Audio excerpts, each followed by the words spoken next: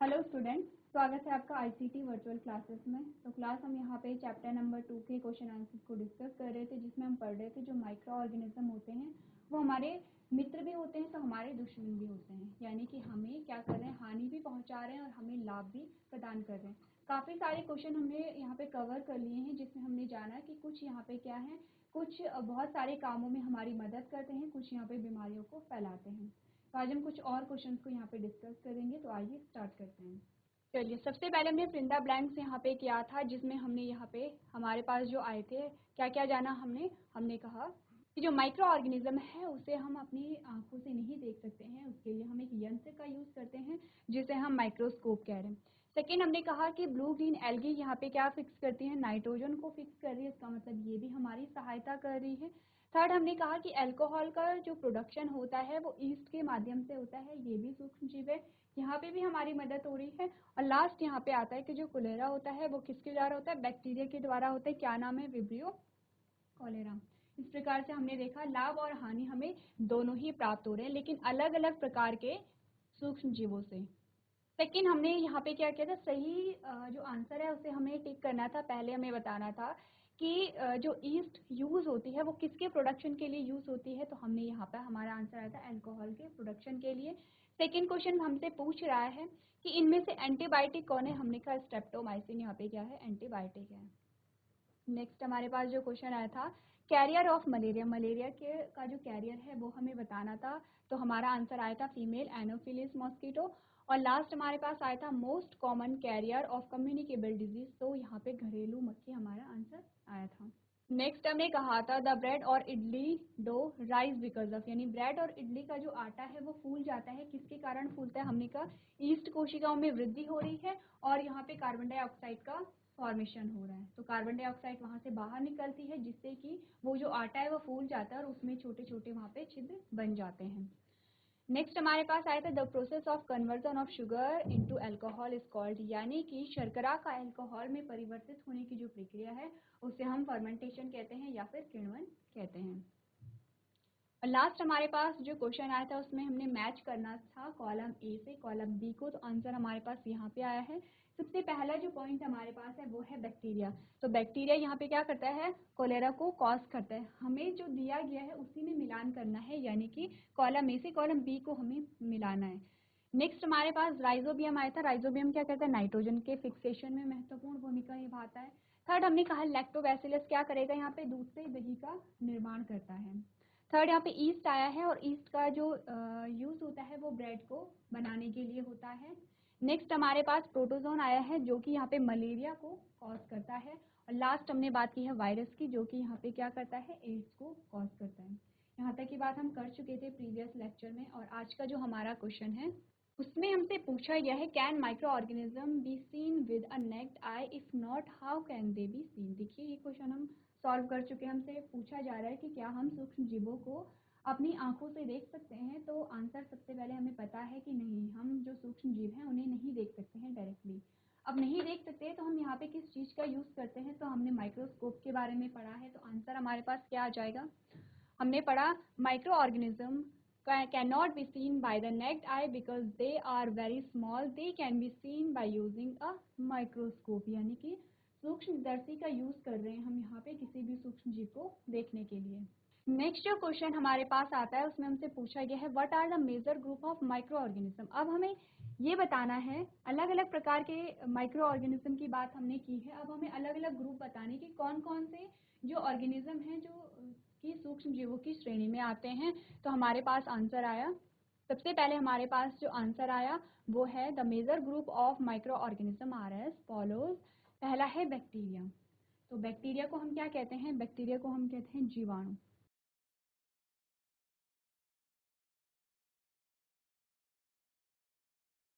पहला जो ग्रुप है वो है जीवाणु, यानी कि बैक्टीरिया, ये क्या है, सूक्ष्म जीव है। अब दोनों प्रकार से हमारी मदद करता है, जैसे कि हमने कहा कि अगर कोलेरा नामक कोई बीमारी हो रही है वो भी एक बैक्टीरिया कॉज कर रहा है। हमने कहा दूध से दही का निर्माण हो रहा है, वहां पे भी बैक्टीरिया का यूज हो रहा है। दोनों प्रकार से बैक्टीरिया हमारी मदद कर रहे हैं। तो हमने कहा था डिफरेंस क्या है, अलग अलग प्रकार के बैक्टीरिया होंगे। ऐसा नहीं होगा कि एक ही बैक्टीरिया दोनों काम कर रहा है। एक ही बैक्टीरिया वहाँ पे कोलेरा को भी क्या कर रहा है, कोलेरा नामक बीमारी के लिए भी रिस्पॉन्सिबल है, और वही बैक्टीरिया यहाँ पे दही के निर्माण के लिए भी रिस्पॉन्सिबल है। अलग अलग ग्रुप होते हैं, अलग अलग प्रकार के बैक्टीरिया हमने पढ़े हैं। तो अलग अलग प्रकार के जो बैक्टीरिया हैं उनका जो हम पे प्रभाव होगा वो अलग अलग होगा।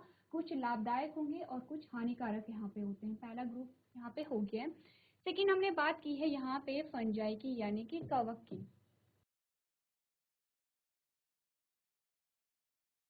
अब जो फंजाई होते हैं उनका एग्जाम्पल हमने क्या देखा, हमने कहा कि यहाँ पे ईस्ट है, जैसे ईस्ट भी फंजाई है, तो क्या कर रहा है ईस्ट, यहाँ पे अल्कोहल के निर्माण में मदद कर रहा है। दूसरा हमने कहा कि एंटीबायोटिक्स के निर्माण में भी यहाँ पे क्या होता है, कुछ जो फंजाई होते हैं उनका यूज होता है। एंटीबायोटिक क्या होती है, कल आपको बताया गया था कि ऐसे जो केमिकल्स होते हैं जो कि बैक्टीरिया की वृद्धि को रोकने के लिए इस्तेमाल किए जाते हैं, तो इनका जो प्रोडक्शन है वो भी यहाँ पे किससे हो रहा है, फंजाई से हो रहा है, यानी कि कवक से हो रहा है। अब कवक के बारे में एक और जानकारी आपको होनी चाहिए। हमने कहा पहले जब इनिशियल स्टेज में जब वर्गीकरण चल रहा था, तो जो फंजाई है, जो कवक है, उन्हें प्लांटी में ही रखा गया था। हमने पढ़ा है 5 जगत के बारे में, 5 किंगडम के बारे में, जिसमें हमने देखा था Monera, Protista, Fungi, Plantae and Animalia. पहले ये जो फंजाई था इसे प्लांटी में रखा गया था क्योंकि ये कैसे थे, इसमें इसका जो स्ट्रक्चर है वो कैसा था, प्लांट जैसा ही था। लेकिन फिर देखा गया कि जो प्लांट्स होते हैं उनमें क्लोरोफिल प्रेजेंट होता है और वो क्या होते हैं, स्वपोषी होते हैं, ऑटोट्रॉफ होते हैं, अपना भोजन स्वयं बना पाते हैं। लेकिन अगर बात की जाए किसकी, कवक की या फंजाई की, तो हमने कवक में क्या देखा है, हमने कहा है कवक में क्लोरोफिल नहीं होता है, इसका मतलब ये स्वपोषी नहीं होते हैं। तो इनके पोषण के आधार पर अब इन्हें अलग से किंगडम में हमने रख दिया है, जिसे हमने कहा कि फंजाई। तो अलग से किंगडम हमारे पास आ गया है, और फंजाई भी किस में आता है, माइक्रो ऑर्गेनिज्म में आता है। नेक्स्ट हमने बात की प्रोटोजोन्स की, जिसे हम कहते हैं प्रोटोजोआ।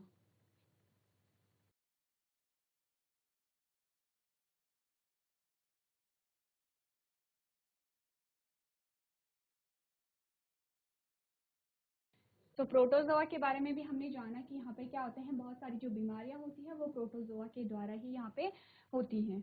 नेक्स्ट जो ग्रुप हमारे पास आता है वो है एल्गी। एल्गी यानी कि शैवाल।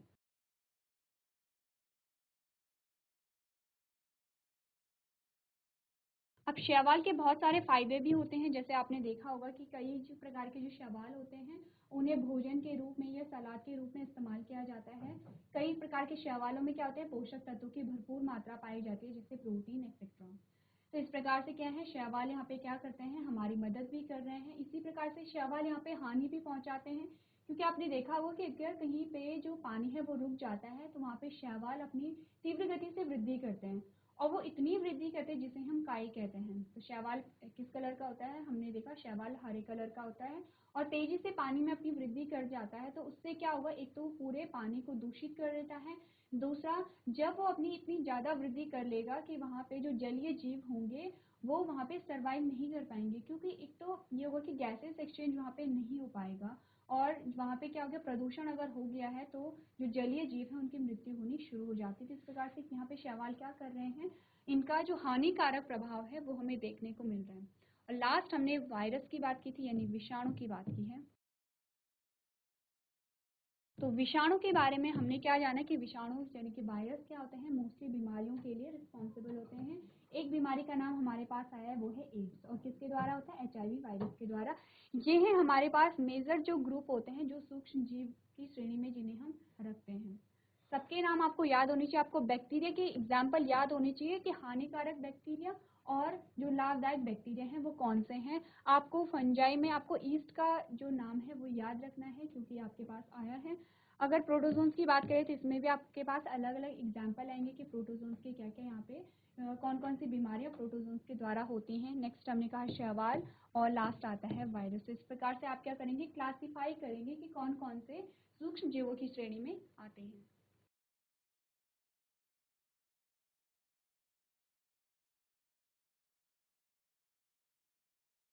चलिए, इसके बाद जो हमारा अगला प्रश्न आता है उसमें हमसे कहा गया है name the micro organism which can fix atmospheric nitrogen in the soil, यानी कि हमें किसी एक ऐसे माइक्रो ऑर्गेनिज्म का नाम बताना है जो सॉइल में नाइट्रोजन को फिक्स करे। तो सबसे पहले जो राइजोबियम हमारे पास आंसर है, और आपको ये पता होना चाहिए कि राइजोबियम क्या है, एक बैक्टीरिया है।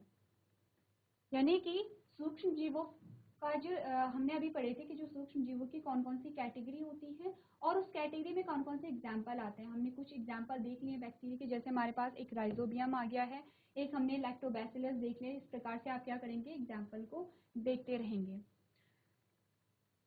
नेक्स्ट जो क्वेश्चन हमारे पास आया है उसमें कहा गया है right 10 lines on the usefulness of micro organism in our life, यानी कि हमारे जीवन में सूक्ष्म जीवों की उपयोगिता पर 10 पंक्तियां लिखिए, या फिर आपको क्या बताने हैं, कुछ 10 ऐसे फंक्शन बताने हैं, ऐसे कार्य बताने हैं जिसमें जो सूक्ष्म जीव हैं, जो माइक्रो ऑर्गेनिज्म है, वो इन्वॉल्व हों।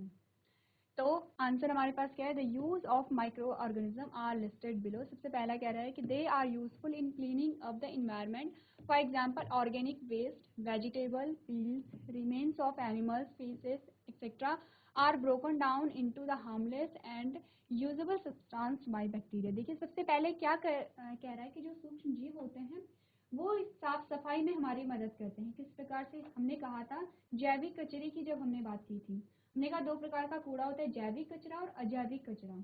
तो जैविक कचरे का क्या मतलब है, वो कचरा जिसका अपघटन, जिसका जो डिग्रेडेशन है वो किसी लिविंग ऑर्गेनिज्म के द्वारा हो रहा है। तो लिविंग ऑर्गेनिज्म कौन होंगे, यहाँ पे अपघटक कौन होंगे। आपको शब्द ध्यान रखने हैं, क्या क्या शब्द यहाँ पे यूज हो रहे हैं। सबसे पहला हमने कहा अपघटन, दूसरा हमने कहा अपघटक,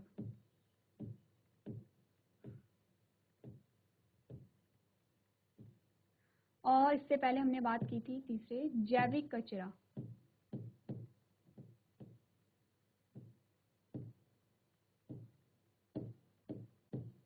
देखिए सबसे पहले हम अगर जैविक कचरे को देखें तो हम दो प्रकार से इसे परिभाषित कर सकते हैं। हमने कहा जैविक कचरा वो कचरा है जो कि किसी लिविंग से आया होगा, चाहे वो प्लांट हो चाहे वो एनिमल हो, वो जो कचरा है वो किसी जीवित से आया है। यानी हम अगर बात करें, हमने कहा सब्जियों का छिलका, फल या फल के छिलके, तो कहाँ से आए हैं, ये प्लांट से आए हैं, यानी कि ये पादपों से आए हैं। हमने कहा किसी की डेड बॉडी, चाहे वो एनिमल हो चाहे वो ह्यूमन हो, तो ये कौन सा कचरा है, ये जैविक कचरे में आएगा। दूसरी तरीके से हम कैसे डिफाइन कर सकते हैं, हमने कहा जैविक कचरा वो होता है जिसका अपघटन किसी भी लिविंग ऑर्गेनिज्म के द्वारा हो रहा है, यानी कि जीवित प्राणी के द्वारा अगर हो रहा है तो उसे हम क्या कहते हैं, जैविक कचरा कहते हैं। तो जैविक कचरा का क्या हो रहा है, यहाँ पे अपघटन हमने कहा था, अपघटन को हम क्या कहते हैं, निम्नीकरण कहते हैं। सिंपल सी बात है, निम्नीकरण। अब निम्नीकरण को कैसे समझते हैं, हमने कहा कुछ ऐसी चीज है जो जटिल है, अब जटिल से हमने उसे सरल कर दिया है तो उसका निम्नीकरण हो गया है। जैसे कि निम्नीकरण को हम इस प्रकार से भी देख सकते हैं, पूरी एक रोटी है, रोटी के आपने बहुत सारे छोटे छोटे छोटे पीस कर दिए हैं, तो उससे भी हम निम्नीकरण कह सकते हैं। तो उसी प्रकार से हमने देखा कोई भी एनिमल है, कोई भी जीव है, कोई भी जंतु है, उसकी डेड बॉडी को आप अगर आप देखो और उसके बाद कुछ दिनों बाद आप वहाँ पे जाते हो, आप देखोगे वहाँ पे सिर्फ हड्डियों का ढांचा होता है, बाकी जो अदर जो बॉडी पार्ट हैं वो वहाँ से गायब हो जाते हैं। तो क्या होता है, यहाँ पे अपघटक होते हैं, अपघटक यहाँ पे जैविक कचरे को भोजन के रूप में ग्रहण करते हैं।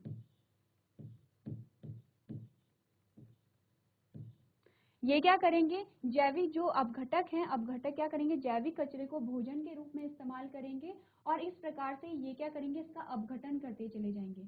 अब अपघटक क्या हुए, हमने पढ़ा जैविक कचरे के बारे में, अपघटन के बारे में। अपघटक क्या होते हैं, जो भी जीव वहां पे अपघटन में भूमिका निभा रहा होगा वो अपघटक होगा।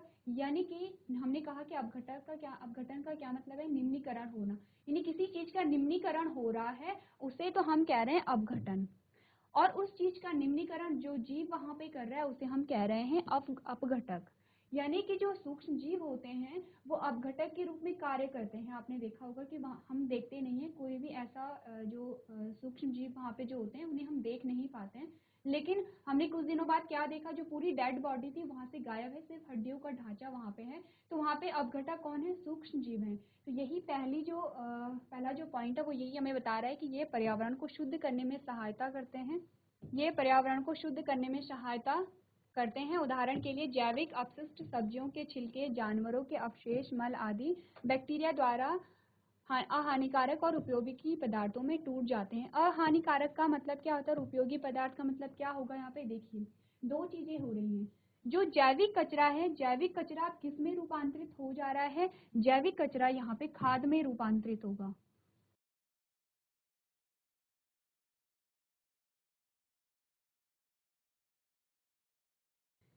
जब जैविक कचरे पे अपघटकों ने क्या किया, कार्य किया, अपघटन की प्रक्रिया हुई, तो जैविक कचरा खाद में परिवर्तित हो गया है। तो खाद क्या होगी? उपयोगी होगी यहाँ पे, और अहानिकारक होगी, यानी किसी को हानि नहीं पहुंचा रही बल्कि उपयोगी होगी। किस प्रकार से उपयोगी? हमने कहा जो खाद होती है वो मिट्टी की उपजाऊ क्षमता को वहां पे बढ़ाएगी। तो एक प्रकार से हम देखें कि जैविक कचरा क्या है, हमारे लिए क्या यूजफुल है, और इस कचरे से खाद बनाने में कौन महत्वपूर्ण भूमिका निभा रहा है? वो है सूक्ष्म जीव। पहला पॉइंट हमने देख लिया है।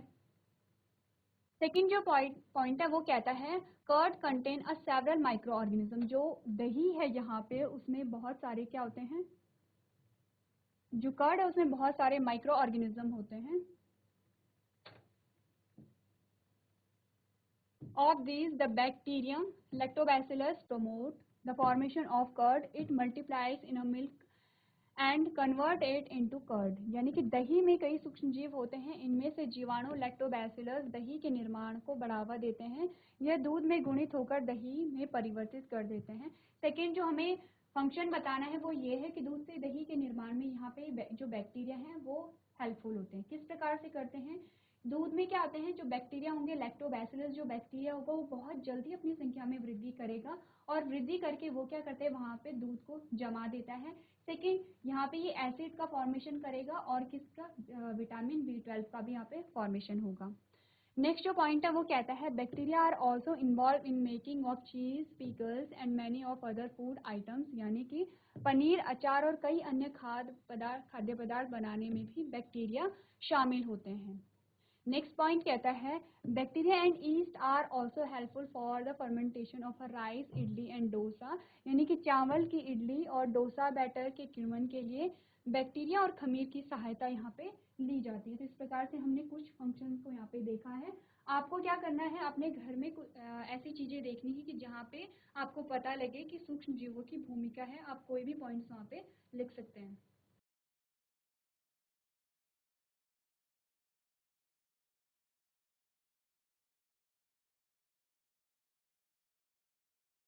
चलिए, तो हमें कुछ और पॉइंट्स के बारे में यहाँ पे जानना है। आप गिनते रहेंगे, हमें टोटल यहाँ पे 10 कार्य बताने हैं।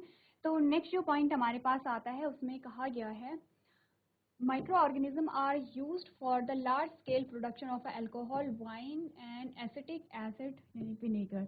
अल्कोहल, वाइन और एसिटिक एसिड के बड़े पैमाने पर उत्पादन के लिए सूक्ष्म जीवों का उपयोग किया जाता है। देखिए, जो अल्कोहल का फॉर्मेशन हो रहा है, वाइन का फॉर्मेशन हो रहा है, या फिर जो सिरका का फॉर्मेशन होता है, उसके लिए भी सूक्ष्म जीवों का यहाँ पे यूज किया जा रहा है। नेक्स्ट हमने देखा antibiotics are produce from the bacteria and fungi. तो कहाँ से जो एंटीबायोटिक का जो फॉर्मेशन हो रहा है वो कहाँ से हो रहा है? मेनली फंजाई से यहाँ पे होता है। नेक्स्ट हमने देखा micro organism are helpful in production of vaccine against the disease causing agent. यानी कि सूक्ष्म जीव रोग पैदा करने वाले एजेंटों के खिलाफ टीकों के निर्माण में सहायता करते हैं। तो ये क्या बता रहा है कि वैक्सीनेशन जो होता है, तो वैक्सीन के निर्माण में यहाँ पे सूक्ष्म जीव भी भूमिका निभा रहे हैं। किस प्रकार से होगा? हमने कहा कि जो सूक्ष्म जीव रोग फैला रहे हैं उसे हमने क्या कर दिया है, उसे हमने इनएक्टिव कर दिया, निष्क्रिय कर दिया है। अब उसी निष्क्रिय अवस्था में हमने उसे अपनी बॉडी के अंदर डाला, और जब अपनी बॉडी के अंदर डाला तो हमारे इम्यून सिस्टम ने उसे डिटेक्ट किया। जब डिटेक्ट किया तो एंटीबॉडीज बनी, एंटीबॉडीज ने उस सूक्ष्म जीव को मार दिया है, यानी उस पैथोजन को मार दिया। अब सेकेंड टाइम जब ये पैथोजन हमारी बॉडी में एंटर करेगा, या ये सूक्ष्म जीव हमारी बॉडी में एंटर करेगा, हमारे पास ऑलरेडी यहाँ पे क्या होंगे? एंटीबॉडीज होंगी। इस प्रकार से हमने इम्यून सिस्टम को यहाँ पे स्ट्रॉन्ग किया है। चलिए, नेक्स्ट जो हमारे पास आता है, हमने देखा some bacteria are able to fix nitrogen from the atmosphere to enhance the soil with nitrogen and increase its fertility. यानी कि कुछ बैक्टीरिया नाइट्रोजन के साथ मिट्टी को समृद्ध करने और इसकी उर्वरता को बढ़ाने के लिए वातावरण में नाइट्रोजन को ठीक करने में सक्षम है। जब आप पढ़ेंगे नाइट्रोजन साइकिल में तो आप देखेंगे बहुत सारे बैक्टीरिया वहाँ पे क्या करते हैं? कार्य करते हैं। नाइट्रोजन साइकिल के अलग अलग स्टेप होते हैं, नाइट्रिफिकेशन होता है, अमोनिफिकेशन होता है, डीनाइट्रिफिकेशन हो रहा है, और अलग अलग स्टेप में आप देखोगे अलग अलग प्रकार के बैक्टीरिया वहाँ पे इन्वॉल्व होते हैं। तो अगर ये बैक्टीरिया नहीं होंगे तो नाइट्रोजन फिक्स नहीं होगी, नाइट्रोजन फिक्स नहीं होगी तो जो पेड़ पौधे हैं उन्हें नाइट्रोजन नहीं मिलेगी। नाइट्रोजन नहीं मिलेगी तो क्या होगा, यहाँ पे जो प्रोटीन का निर्माण है, प्रोटीन का निर्माण यहाँ पे नहीं होगा। इसका मतलब जो प्रोटीन आप और हम कंज्यूम करते हैं उसका निर्माण नहीं होगा। तो यहाँ पे आप समझ सकते हैं कि जो यहाँ पे बैक्टीरिया है, जो सूक्ष्म जीव है, वो कितना इम्पोर्टेंट है हमारे लिए।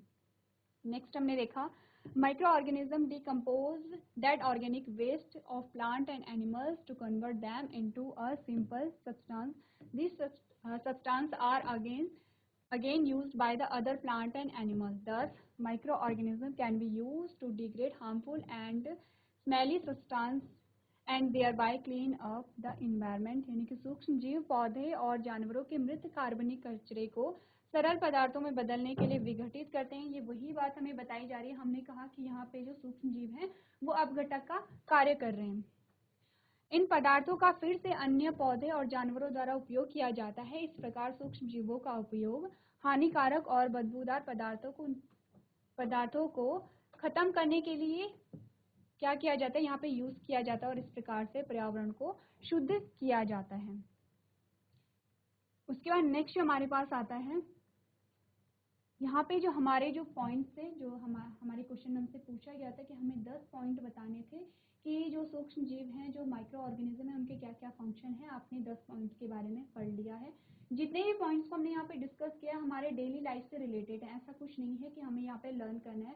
हम सबको पता है कि दही का निर्माण कैसे हो रहा है, अल्कोहल का निर्माण कैसे हो रहा है, एसिटिक एसिड का फॉर्मेशन कैसे हो रहा है, अपघटन की प्रक्रिया कैसे हो रही है, यहाँ पे जो नाइट्रोजन फिक्सेशन है वो किस प्रकार से हो रहा है, सारी ही चीजें हमें यहाँ पे पता है।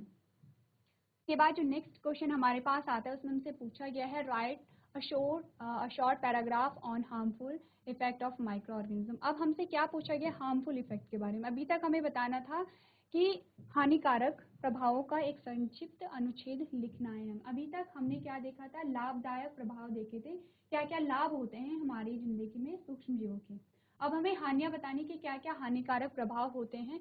तो आंसर पढ़ने से पहले हम सबको पता है कि ज़्यादातर जो संक्रमित रोग होते हैं, संक्रमित रोगों से क्या मतलब है, जो रोग एक व्यक्ति से दूसरी व्यक्ति में फैल रहा है। तो अधिकतर जो रोग होते हैं संक्रमित रोग, वो सूक्ष्म जीवों के द्वारा ही होते हैं। क्योंकि रोगों के फैलने के क्या क्या वे होते हैं, क्या क्या रास्ते होते हैं। हमने कहा जो संक्रमित रोग हैं वो कैसे फैल सकते हैं। एक हमने कहा पहले वायु के द्वारा, दूसरा हमने कहा जल के द्वारा, तीसरा हमने कहा भोजन के द्वारा। मेनली यहाँ पे क्या होते हैं, 3 ही रास्ते होते हैं जिससे कि जो बीमारी है वो एक व्यक्ति से दूसरे व्यक्ति में फैल सकती है। अब देखिए यहाँ पे कैरियर का काम कौन करे। कैरियर का क्या मतलब होता है कि कोई ऐसी चीज जो एक जगह से दूसरी जगह लेके जा रही हो। जैसे हमने कहा कि अगर हम अपनी लाइफ में देखें कि हमें कहीं जाना है, कोई जो लॉन्ग डिस्टेंस हमें क्या करना है, लॉन्ग डिस्टेंस में ट्रैवल करना है, तो जो गाड़ियाँ होती हैं, जो व्हीकल होते हैं, वो हमें एक जगह से लेके दूसरी जगह चले जाते हैं। उसी प्रकार से बीमारियों को एक जगह से दूसरी जगह लेके जाने वाले जो सूक्ष्म जीव होते हैं उन्हें हम कैरियर कहते हैं या वाहक कहते हैं। अब कुछ तो ऐसे सूक्ष्म जीव होंगे जो रोगों को उत्पन्न करते हैं और कुछ ऐसे होंगे कि जो रोगों को फैलाने में मदद करते हैं।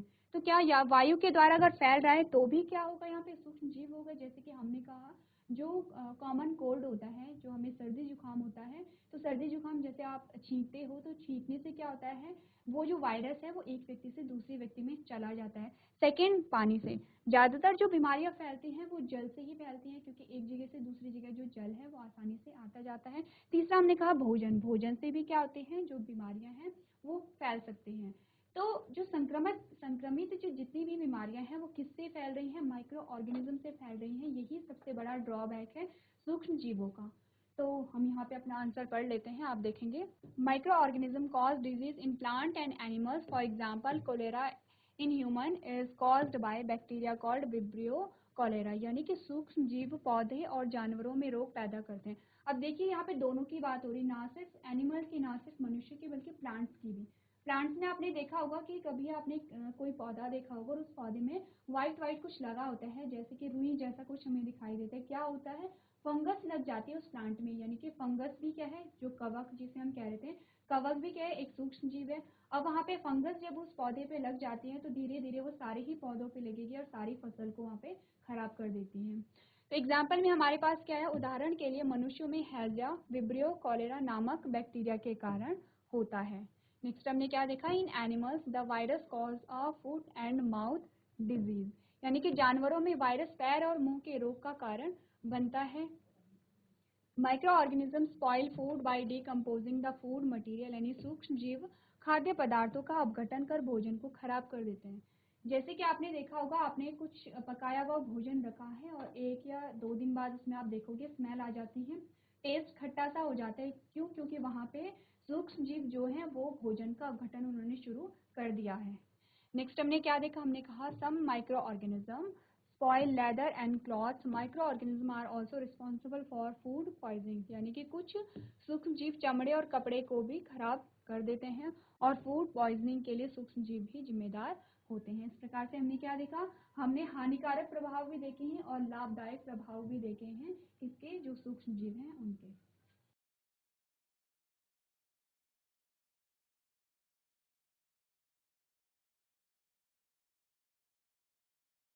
चलिए, इसके बाद जो प्रश्न हमारे पास आता है उसमें हमसे पूछा गया है व्हाट आर एंटीबायोटिक्स, यानी एंटीबायोटिक्स क्या है, सबसे पहले आपको ये डिफाइन करना है। सेकंड जो पार्ट है क्वेश्चन का वो कहता है what precautions must be taken while taking antibiotics, यानी एंटीबायोटिक्स लेते समय क्या सावधानियां बरतनी चाहिए। सबसे पहले आपको बताना है कि जो एंटीबायोटिक्स हैं वो क्या होती हैं, एंटीबायोटिक्स को लेते समय हमें क्या क्या ऐसी चीज़ें हैं जो ध्यान रखनी चाहिए। आंसर कहता है chemical agent that kill or stop the growth of disease causing micro organism are called antibiotics, यानी एंटीबायोटिक क्या होते हैं, जो रासायनिक एजेंट जो रोग पैदा करने वाले सूक्ष्म जीवों को मारते हैं या उनकी वृद्धि को रोकते हैं उन्हें हम एंटीबायोटिक कहते हैं। सेकेंड जो पॉइंट है वो बताता है कि जब हम एंटीबायोटिक को लेते हैं तो हमें क्या क्या सावधानियां यहाँ पे रखनी है। तो आप देखेंगे antibiotic should be taken only on the advice of a qualified doctor, यानी कि योग्य चिकित्सक की सलाह पर ही एंटीबायोटिक्स का सेवन करना चाहिए। पहली बात तो ये है। सेकेंड कह रहे हैं also one must complete the course prescribe by the doctor, यानी साथ ही डॉक्टर द्वारा बताए गए कोर्स को भी पूरा करना चाहिए। तो हमें पता है कि जो एंटीबायोटिक्स होते हैं कुछ केमिकल्स होते हैं, वो केमिकल जो कि सूक्ष्म जीवों की वृद्धि को रोकते हैं या फिर उन्हें किल करते हैं। जैसे नाम ही इंडिकेट करे एंटीबायोटिक, यानी कि जो लाइफ के अगेंस्ट हो, जो बायोटिक के अगेंस्ट हो। अब ऐसे लाइफ के अगेंस्ट कहने का ये मतलब नहीं है कि अगर कोई इंसान उसे कंज्यूम कर रहा है, ले रहा है, तो उसकी भी वहाँ पे मृत्यु हो जाएगी। ये जो एंटीबायोटिक है कुछ ही माइक्रो ऑर्गेनिज्म पे कार्य करती हैं, जैसे कि बैक्टीरिया पे। तो ये बात हमें पता चल गई है। सेकेंड जो बात है, हमें जो एंटीबायोटिक है उनका सेवन तभी करना चाहिए जब कोई जो डॉक्टर है वो हमें सजेस्ट करता है कि आपको ये दवाइयाँ लेनी है। एक तो ये बात ध्यान रखनी है, खुद से हमें कोई भी दवाई नहीं लेनी है। सेकेंड बात ये याद रखनी है कि अगर डॉक्टर हमें दवाइयाँ देता है तो एक निश्चित अवधि के लिए देता है, तो हमें उस पीरियड तक वो दवाइयाँ लेनी है और उतने ही पीरियड तक लेनी है। ना तो आपको उस पीरियड से कम दवाई लेनी है, ना ही उससे ज़्यादा लेनी है। ये जो चीज़ें हैं वो आपको ध्यान रखनी है जब भी आप कोई एंटीबायोटिक यहाँ पे कंज्यूम कर रहे हो।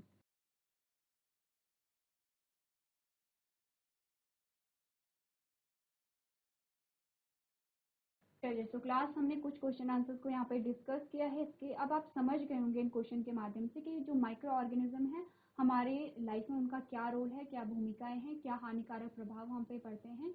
इस चैप्टर में मेनली आपको याद ये रखने की जो जो एग्जाम्पल चैप्टर में आए हैं वो आपको याद यहाँ पे रखने हैं। तो आज के सेशन में हम इतना ही करेंगे। अभी तक क्लास में बने रहने के लिए आपका धन्यवाद।